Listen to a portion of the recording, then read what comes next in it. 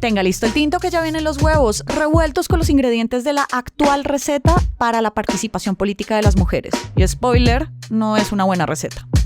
Desde la redacción de La Silla Vacía, soy Tatiana Duque. Es viernes 7 de marzo.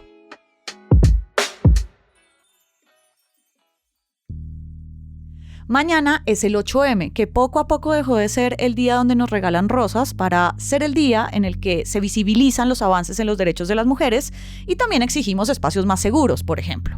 Uno de esos espacios es el de la política electoral, que es un espacio más bien machista. Si no me cree, ojo a estos daticos. Solo hasta el 99 hubo una mujer que presidiera el Congreso de Colombia. Hasta 2015, Bogotá eligió a una alcaldesa. Hasta 2018 hubo una vicepresidenta electa y en un congreso de casi 300 personas como el de ahora no hay ni 90 mujeres. A propósito del 8M, comenzamos a mirar cifras, porcentajes y a hablar con políticas en todos los niveles para saber si en pleno 2025 hay más y mejores espacios para que las mujeres decidan participar en política, sobre todo de cara a lo que se viene en 2026. Sally Escobar es periodista de La Silla Vacía e hizo esta reportería. Gracias por pasar por acá. Hola, Tati. En términos de participación en política, ¿cómo estamos? Bueno, pues hoy la participación de las mujeres en espacios de decisión política no alcanza ni siquiera el 30% y el Congreso es el lugar más evidente, con tan solo el 28% de mujeres. 83 mujeres de 295 congresistas. Y sí, crecieron las curules en 2022, pero ni siquiera alcanza lo mínimo esperado del 30% con pues la ley de cuotas. Igual pasa con las candidaturas a todas las elecciones de Congreso, Asamblea o consejos. Pero en todas las listas, abiertas o cerradas, todos los candidatos, incluidas las mujeres, dependen del bolígrafo del jefe del partido. O sea, que el jefe del partido te dé un buen número para sonar en la lista abierta, el 1, el 5, el 10, el 100, o te ponga bien arriba en la lista cerrada para que entres a una curul. Y claramente también depende de qué tan robusta haya sido la campaña de la candidata. Un dato relevante aquí es que los partidos invierten en más cantidad de mujeres. ¿En las listas? No solo en eso, sino también en que sean operadoras políticas, es decir, las voceras, lideresas de que muevan los votos, las jefes de juntas de acción comunal, para llevar a los candidatos a los barrios, etc. Sin embargo, durante la campaña, la plata se concentra en los candidatos hombres. ¿Cómo así? Pues según los datos de Transparencia por Colombia, las mujeres candidatas de las elecciones en 2023, es decir, las regionales, recibían menos de la mitad de la plata que usualmente recibían los hombres. Plata de créditos de bancos, de familiares o donaciones, o la plata que le da el mismo partido a las aspirantes para su campaña. Y según los informes de la Misión de Observación Electoral, no se trata de un tema ideológico, sino que es algo que pasa en todos los partidos. No hay mayores distinciones entre izquierda, derecha o centro. Yo hablé con 10 mujeres que tienen cargos políticos en todos los niveles, es decir, senadoras, concejalas, consejeras de juventud. Y algo que varias mencionan es que se sienten instrumentalizadas por los partidos para cumplir con la ley de cuotas sin recibir realmente un apoyo profundo por parte de estos para que ellas puedan escalar. Sí, son el relleno. Eso lo vamos a ver y evidenciar cuando se presenten las listas de los partidos en el Congreso, que eso va a ser en diciembre. Pero la política suele ser muy machista, o sea, las formas de hacer política siguen siendo muy manejadas y creadas por hombres. ¿En qué escenarios estas mujeres ven que la política sigue siendo para ellos? Bueno, pues como dices, la política en Colombia funciona en espacios masculinizados. No es un secreto que muchas de las decisiones políticas en muchos niveles se toman en billares, en cócteles, a altas horas de la noche y muchas veces alrededor del trago. O que ocurren, por ejemplo, en reuniones de alto nivel que requieren viajes, tiempo y demás. Y pues estos son espacios a los que las mujeres no tienen acceso y no porque no puedan entrar, sino porque están haciendo otras cosas como siendo madres o cumpliendo con tareas del cuidado en los hogares. Sí.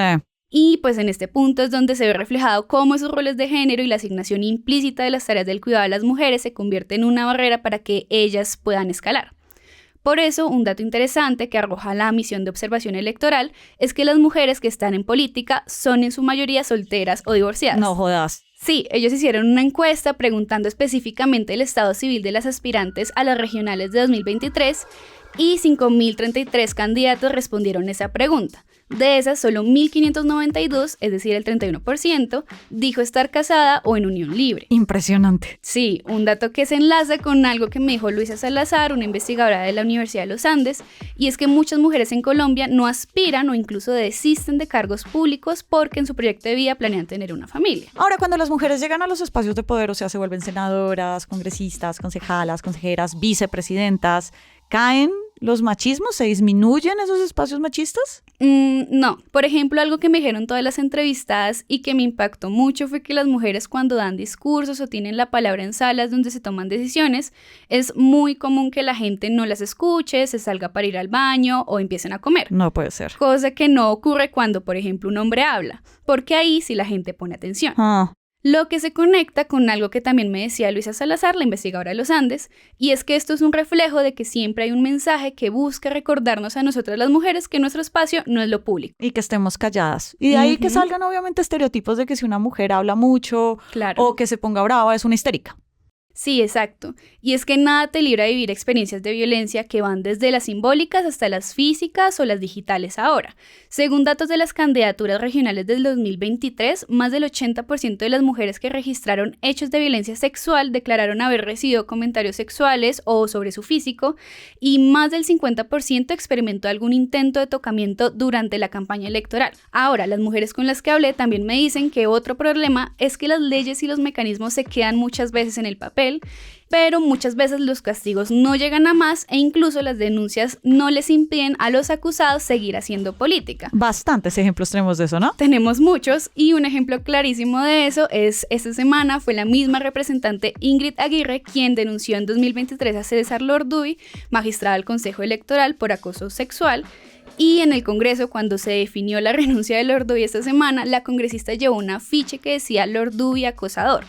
Al final, todo el Congreso le aprobó la renuncia a Lorduy, pero para que se lance al Congreso en 2026. No, como las quejas de las mujeres del gabinete ante la presencia de Armando Benedetti, quien tiene una denuncia vigente de su esposa en España, quien hoy también, él es el ministro del Interior. Hablemos de lo que pasa en el gobierno, que llegó montado en una plataforma social, entre esa, la feminista. ¿Cómo ha respondido el gobierno para eliminar esta violencia política a las mujeres? No mucho realmente, Tati. De hecho, el presidente no ha sancionado una ley que establece medidas para prevenir y erradicar la violencia contra las mujeres en la vida política. La ley ya tiene luz verde de la Corte Constitucional desde la mitad del año pasado, y hace 2 semanas se dio el documento completo con el texto de la sentencia. Es decir, ya está lista y solo falta la firma del presidente para que entre en vigencia. Ahora también tenemos el tema del Ministerio de Igualdad. El presidente Petro sacó a la vicepresidenta Francia Márquez de ese cargo y está promoviendo una marcha porque la Corte tumbó la ley que creó el ministerio. Sin embargo, pues en realidad es él quien tiene en sus manos la posibilidad de hacer algo. Solo tiene que volver a presentar el proyecto de ley del ministerio ante el Congreso, y para eso tiene hasta junio del próximo año. ¿Qué fue lo que le pidió la Corte Constitucional? Bueno, Sally, ¿qué alternativas quedan para que las mujeres sí quieran ocupar más espacios políticos? Porque todo lo que nos has dicho, pues seguramente va a desalentar a muchas de las que nos escuchan. Pero, por ejemplo, todavía los espacios existen. Hay 6 precandidatas mujeres ahorita a la presidencia. Sí, claro. Y mira que algo muy curioso es que me comentaba, por ejemplo, Luisa Salazar, la investigadora de los Andes, que en la mayoría de las candidaturas presidenciales suelen haber muchas aspirantes mujeres, pero que a segunda vuelta siempre se define solo entre hombres. Ajá. Ahora, por ejemplo, tenemos 6 precandidatas, pero seguro la derecha se tiene que decantar por Vicky Dávila, María Fernanda Cabal o Paloma Valencia, en la izquierda por María José Pizarro, Carolina Corcho, Susana Muhammad, si es que se lanza, y en el centro quedaría la voz de Claudia López, que pues se tendrá que competir con hombres. Ahorita el siguiente techo por romper sería que alguna candidata llegara a la segunda vuelta, que pues hasta el momento en el país no ha pasado. Sí, o que llegue sin ser la fórmula de un hombre. Sally, muchas gracias por pasar por acá. A ti. Y arranque el día con estas movidas. Se destrabó la reforma a la salud. En 2 días, la plenaria de la Cámara aprobó los 30 artículos que le faltaban y que venían desde el año pasado. Fue clave que el gobierno le metiera mensaje de urgencia, lo que hizo que la plenaria tuviera en el primer punto del orden del día a este proyecto hasta que se aprobara. Ahora la reforma va a la Comisión Séptima del Senado para su penúltimo debate. En esa comisión fue que hace un año la primera reforma a la salud fue archivada. Toda la movida de poder está al aire en lasillavacía.com, en las redes y en el en vivo. Y por acá cada mañana estará servido su desayuno político favorito. Fernando Cruz produce huevos y Juana Rubio Tovar es la practicante editorial. Yo soy Tatiana Duque y nos escuchamos el lunes.